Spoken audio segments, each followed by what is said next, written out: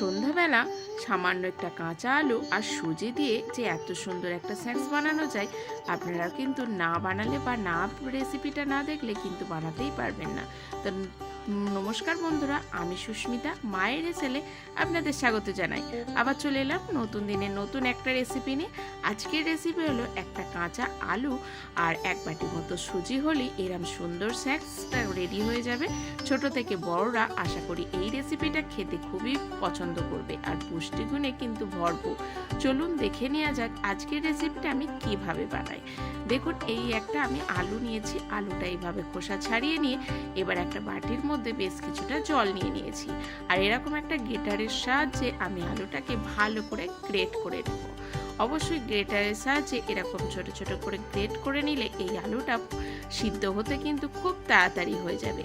আর সন্ধ্যাবেলায় কিন্তু বাঙালি মানুষরা ভাজা, চপ, সিঙ্গারা খেতেই আমাদের অভ্যস্ত। তবে এইভাবে এই স্ন্যাক্সটা একবার বানিয়ে খেয়ে দেখবেন, মনে হবে প্রায় দিনই কিন্তু এই স্ন্যাক্সটা বানায় আর কোনো রকম অগুণ নেই, একদম পুষ্টিগুণে ভরপুর। এইভাবে আলুটাকে ভালো করে গ্রেট করে নিয়ে আমি জলেতে ভালো করে ধুয়ে নিয়ে এইভাবে নিগড়ে নিয়ে আমি অন্য একটা পাত্রে তুলে নিচ্ছি। এইভাবে নিগড়ে নিলে দেখবেন জলটা একদম সহজভাবে ঝরে যাবে আর আলুগুলো কিন্তু একদম ঝরঝরে হয়ে যাবে। একটা সহজ রেসিপি, আপনারা যদি ভালো করে রেসিপিটাকে ফলো করেন তাহলে কিন্তু বাড়িতে আপনারা খুব সহজেই বানাতে পারবেন। এবার গ্রেট করা আলুটাকে সাইডে রেখে দিয়ে আমি এরকম একটা বাটি নিয়ে নিলাম। বাটির মধ্যে দেখুন আমি একটা বাটি মেপে এক বাটি মতো সুজি দিলাম আর ওই বাটি মেপেই এক বাটি জল দিলাম। দিয়ে ভালো করে এইভাবে নাড়াচাড়া করে নিয়ে এটা আমি ভিজিয়ে রেখে দেব কিছুক্ষণের জন্য। এইভাবে নাড়াচাড়া করে ভিজিয়ে নিলে খুব তাড়াতাড়ি কিন্তু রেসিপিটা বানানো যাবে। এবার গ্যাসটাকে অন করে দিয়ে আমি একটা প্যান চাপিয়ে দিলাম আর সেই বাটির মাপ করেই কিন্তু আমি এক বাটি জল দিয়ে দিলাম। আর ওই জলের মধ্যে দিয়ে দিলাম হাফ চামচ মতো জোয়ান, হাফ চামচ মতো গোটা জিরে আর কালারের জন্য হাফ চামচ মতো কাশ্মীরি লঙ্কার গুঁড়ো আর সামান্য একটু গুঁড়ো মশলা, আর দিয়ে দেব 2 চামচ মতো সাদা তেল আর স্বাদ মতো কিন্তু লবণ। এবার ভালো করে জলটাকে ফুটিয়ে নেব, সব কিছু একসঙ্গে মিশিয়ে নিয়ে। এইভাবে প্রথমেই এই সব কিছু দিয়ে ভালো করে মিশিয়ে নিলে এর সুন্দর একটা ফ্লেভারও বার হবে আর খুব তাড়াতাড়ি রেসিপিটাও বানানো যাবে। এবার গ্রেট করা আলুটাকে ওই ফুটন্ত জলের মধ্যে দিয়ে দিলাম। দিয়ে ভালো করে সব কিছু কিন্তু একসঙ্গে মিশিয়ে নিয়ে আমি আলুটাকে কিছুক্ষণ এইভাবে সিদ্ধ করে নেব। এইভাবে গ্রেট করে কেটে নিলে এই আলুটা সিদ্ধ হতে খুব তাড়াতাড়ি কিন্তু সিদ্ধ হয়ে যাবে। তার জন্য এইভাবে গ্রেট করে নেওয়া। আপনারা সিদ্ধ আলু ম্যাশ করে নিতে পারেন। এবার স্বাদ মতো এখানে দিয়ে দিলাম কাঁচা লঙ্কা। আমি কাঁচা লঙ্কার পরিমাণটা খুবই কম দিয়েছি, বাচ্চা খাবে বলে সেই হিসাবে আমি কম দিয়েছি। আলুটাও দেখুন সম্পূর্ণ সিদ্ধ হয়ে গেছে। এই সময় দিয়ে দেব ভিজিয়ে রাখা যে সুজিটা ছিল সেই সুজিটা। দেখুন সুন্দরভাবে ভিজে গেছে আর পরিমাণেও কিন্তু অনেকটাও বেড়ে গেছে। এবার ওই সিদ্ধ করার ওই আলুর মধ্যে দিয়ে দিলাম সুজিটা। এবার লো ফ্লেমের মধ্যে আমি আলু আর সুজিটা বেশ কিছুক্ষণ এইভাবে নাড়াচাড়া করে রেডি করে নেব। একটা শক্ত ডো এখানে বানিয়ে নিতে হবে। এইভাবে একবার কাঁচা আলু আর এই সুজি দিয়ে এই রেসিপিটা একবার বানিয়ে খেয়ে দেবেন, মনে হবে প্রায় দিন এই রেসিপিটাই বানাই। ছোট থেকে বড়রা এই রেসিপিটা খেতে কিন্তু খুবই পছন্দ করবে আর কোনো রকম অগুণ নেই। আর বাড়িতে এইভাবে সন্ধ্যার স্ন্যাক্সে এইভাবে যদি আপনারা বানান, চপ সিঙ্গারা খেতেই ইচ্ছা করবে না। দেখুন সুন্দরভাবে রেডি হয়ে গেছে। এটা আবারও আমি কিছু আটা দিয়ে 2 চামচ থেকে 3 চামচ মতো এখানে আটা দিয়ে দিলাম। আপনারা এটা আটা না দিয়ে ময়দাও দিতে পারেন, তবে আমি এটা পুষ্টি গুণে ভরপুরভাবে বানাচ্ছি বলে এখানে আমি আটাটা দিয়ে দিচ্ছি। আটা দিয়ে ভালো করে সব কিছু একসঙ্গে আমি মিশিয়ে নেব। মিশিয়ে একটা ডো বানিয়ে নিতে হবে। এইভাবে আটা দিয়ে একবার বানাবেন, দেখবেন কতটা টেস্টি হয়। ওপরটা হবে কাঞ্চি আর ভিতরটা হবে জুসি, এতটাই টেস্টি হবে এই রেসিপিটা। দেখুন সুন্দরভাবে নাড়াচাড়া করে আমি আটাটাকে মিশিয়ে নিলাম। মিশিয়ে নিয়ে আমি একটা থালার মধ্যে তুলে নেব। দেখুন সুন্দরভাবে রেডি হয়ে গেছে। আর আমি একটা থালার মধ্যে দিয়ে দিলাম 1 চামচ মতো সাদা তেল। তেলটাকে থালার গায়ে ভালো করে আগে মাখিয়ে নিতে হবে। তারপরে ওই কাঁচা আলুর আর সুজির ডোটাকে এইভাবে দিয়ে দিতে হবে। অবশ্যই কিন্তু তেল মাখিয়ে নেবেন যে থালাতে আপনারা সেট করবেন, তাহলে কিন্তু সুন্দরভাবে পরে কিন্তু উঠে যাবে। দেখুন সুন্দরভাবে এইভাবে আটার ডোটাকে আমি এইভাবে কিন্তু একটু সেট করে নেব। অবশ্যই কিন্তু গরম থাকাকালীন এইভাবে খুন্তি দিয়ে আপনাদের সেটটা করে নিতে হবে। এখানে দেখুন সুন্দরভাবে হাতে করেও আমি সেটটা করে নিয়েছিলাম, তারপরে খুন্তি দিয়ে এইভাবে আমি একটু আরও সুন্দর করে সেট করে নিয়েছি। এটাকে আমি রেখে দেব ফ্রিজে। 10 মিনিট মতো রেখে দিলে সুন্দরভাবে ঠান্ডাও হয়ে যাবে, আর এই আটার ডোটা কিন্তু একটু শক্ত ভাবও হয়ে যাবে, কাটতে আমাদের খুবই সুবিধা হবে। ওই জন্য 10 মিনিট মতো ফ্রিজে রেখে দেবো। আর সেই সময় আমি একটা ব্যাটার তৈরি করে নেব। তার মধ্যে দিয়ে দিয়েছি আটার ব্যাটার আমি এখানে তৈরি করব। তার জন্য পরিমাণ মতো এখানে আটা দিয়ে দিলাম, আর দিয়ে দিলাম সাদা তিল 1 চামচ, আর দিয়ে দিলাম শুকনো লঙ্কা একদম কুচি কুচি করে কাটা, সেটা দিয়ে দিলাম অল্প করে, আর স্বাদ মতো লবণ, আর কিছুটা কারি পাতা। আমি হাতের কাছে কারি পাতা দিয়েছি বলে এটা আপনারা ধনে পাতাও দিতে পারেন। সুন্দরভাবে সব কিছু মিশিয়ে নিয়ে এবার অল্প অল্প জল দিয়ে একটা ব্যাটার তৈরি করে নেব।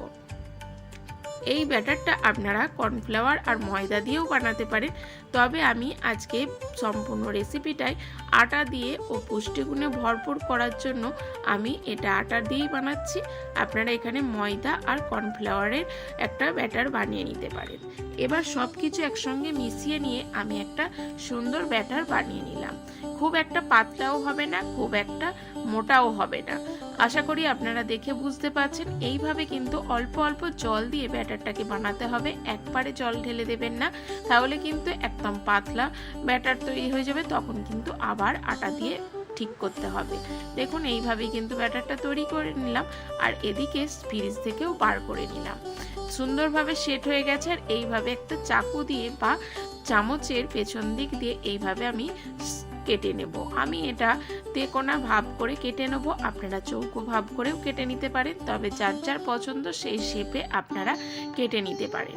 দেখুন সুন্দরভাবে এইভাবে আমি চৌকো শেপ করে নেব। আর সাইডে যেগুলো বাদ আছে সেগুলোও কিন্তু আমি ফেলবো না, আমি ব্যাটারে দিয়ে আমি কিন্তু এগুলোও ভেজে নেব।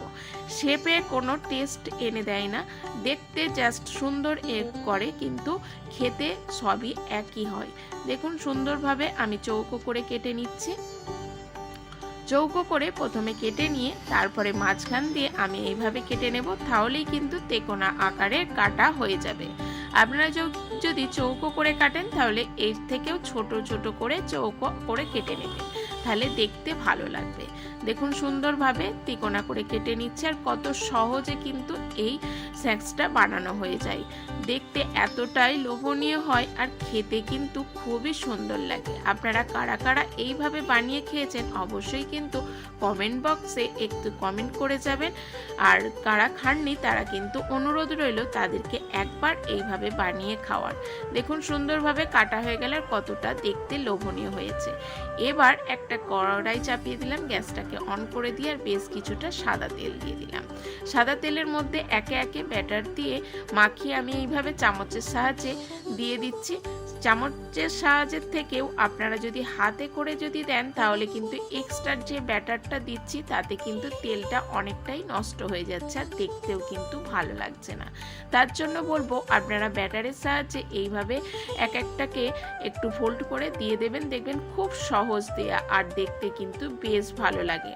ওর জন্য আমি পরে আবার হাতে করে এইভাবে দিয়ে দিচ্ছি, আর খুব সহজভাবেই কিন্তু বানানো হয়ে যায়।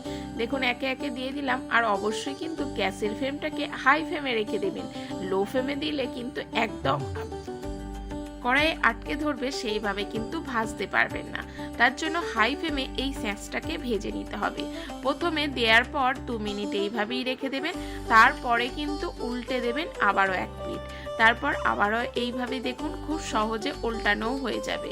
আপনারা দেওয়ার সঙ্গে সঙ্গেই কিন্তু খুন্তির সাহায্যে উল্টাতে যাবেন না, তাহলে কিন্তু খুন্তির গায়ে এইভাবে লেগে যাবে আর দেখতেও খারাপ লাগবে।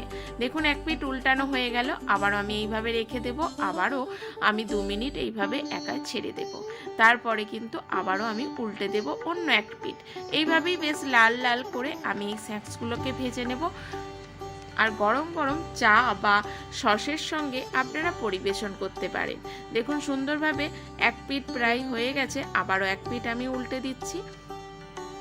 খুব তাড়াতাড়ি ভাজা হয়ে যায়, যেহেতু হাই ফ্লেমে ভাজতে হয় তার জন্য খুব তাড়াতাড়ি ভাজা হয়ে যায়। আর গ্যাসের কাছ থেকে কিন্তু সরে যাবেন না, তাহলে কিন্তু পুড়ে যাবে একদম। স্ন্যাক্সটা তখন পুড়ে গেলে টেস্টটা কিন্তু সেইভাবে আসবে না। দেখুন সুন্দরভাবে উল্টে পাল্টে লাল লাল করে আমি ভেজে নেব। আর ওপরটা এতটাই ক্রাঞ্চি হয়, আপনারা একবার না বানিয়ে খেলে বুঝতেই পারবেন না। দেখুন কত সহজে ভাজা হয়ে গেল। আর এইভাবে তেল থেকে আমি ছাঁকনির সাহায্যে তুলে নেব আর তেলটাকে সুন্দরভাবে ছড়িয়ে নিয়ে অন্য একটা পাত্রে রেখে দেব। একে একে সব কটা স্ন্যাক্সই আমার ভাজা হয়ে গেল। দেখুন কত সুন্দর লাগছে দেখতে। এবার দেখুন একটা কাঁটা চামচ দিয়ে আপনাদের দেখিয়ে দিচ্ছি, দেখুন কতটা সুন্দর হয়েছে। আওয়াজটা শোনাতে পারলাম না, কেননা পাশে দুর্গাপুজো আর মাইকের আওয়াজ হচ্ছে। দেখুন ভেতরটা কতটা জুসি। এইভাবে কিন্তু অবশ্যই একবার বানিয়ে খেয়ে দেখবেন। আজ আশা করি আজকের রেসিপিটা আপনাদের খুবই ভালো লাগলো। ভালো লাগলে লাইক, শেয়ার ও কমেন্ট করতে ভুলবেন না। নতুন বন্ধু হয়ে থাকলে চ্যানেলটাকে সাবস্ক্রাইব করবেন, পাশে থাকা বেল আইকনটিটাকে প্রেস করবেন। সম্পূর্ণ রেসিপিটা দেখার জন্য ধন্যবাদ। ভালো